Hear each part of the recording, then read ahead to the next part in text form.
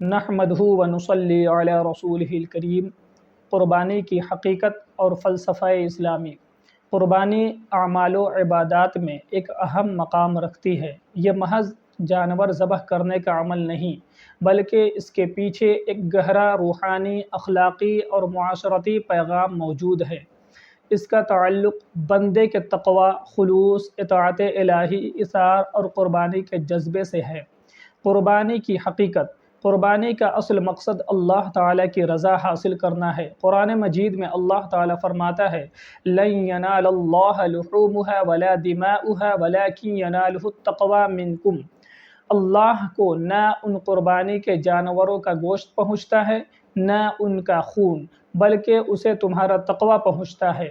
یعنی اللہ تعالیٰ کو قربانی کے جانور کا جسم یا خون نہیں، بلکہ بندے کا اخلاص، نیت اور تقویٰ مطلوب ہے۔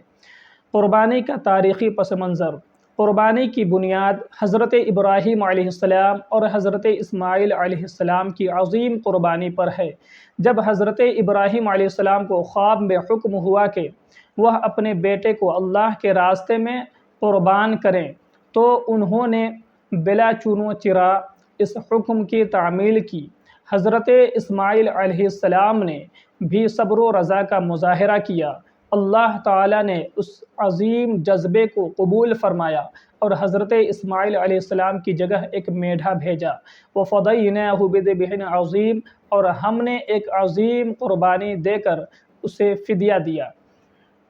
یہ واقعہ رہتی دنیا تک اطاعت الہی کی ایک بے مثال بن گیا۔ قربانی کا فلسفہ۔ اطاعت الہی کا مظاہرہ۔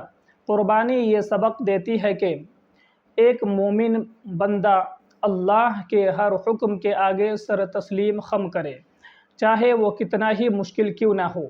اخلاص و تقویٰ جیسا کہ قرآن میں بیان کیا گیا۔ قربانی کا اصل مقصد دل کی پاکیزگی اور نیت کی خالصیت ہے۔ ظاہری عمل کے ساتھ باطنی خلوص لازمی ہے۔ ایثار و قربانی کا جذبہ۔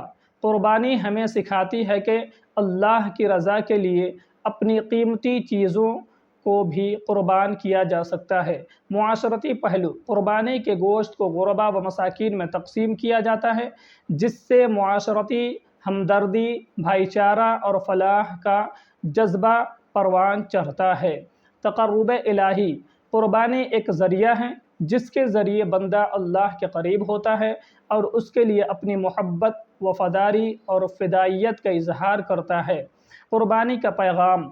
آج کے انسان کے لیے، آج کے دور میں جہاں خود غرضی، مادہ پرستی اور بے حسی عام ہو چکی ہے، قربانی ہمیں یاد دلاتی ہے کہ ہمیں دوسروں کے لیے جینا سیکھنا ہے۔